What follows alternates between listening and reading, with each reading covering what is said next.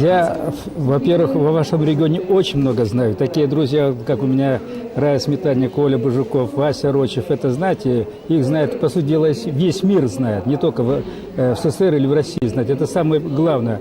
А вот в Коми я первый раз, кстати. Вот это действительно первый раз приехал.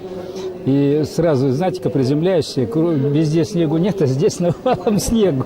Вот это, конечно, интересно радует. В советские времена, в старые времена, все-таки Коми было законодателем лыжного спорта. И отсюда всегда были спортсмены, ну, уровень не только сборной России, чемпионы мира, олимпийские чемпионы. Так что очень я вот с удовольствием приехал сюда посмотреть и встретиться со своими друзьями. Самое главное. Вологодская область, Великий Устюг, вотчина Деда Мороза, здесь все рядышком, недалеко. И вот только-только я там был вот неделю назад. Приехал оттуда, провели мы очередные соревнования, открытое первенство Вологодской области по пневматическому биатлону.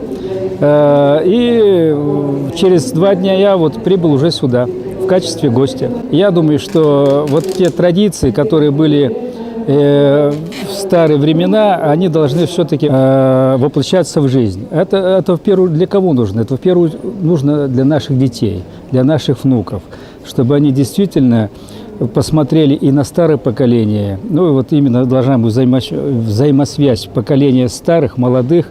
Я думаю, что только мы в этом выиграем. Так что, к сожалению, вот последние годы мы с вами знаем, что немножко у нас мы планочку чуть приопустили и в лыжном спорте, и в биатлоне то же самое. Ну, не всегда как получается. Я думаю, что время придет, и мы поднимемся. И особенно Коми-СССР еще и себя покажет и на лыжных дистанциях, и в биатлоне, который сейчас у нас все-таки очень популярный вид спорта стал.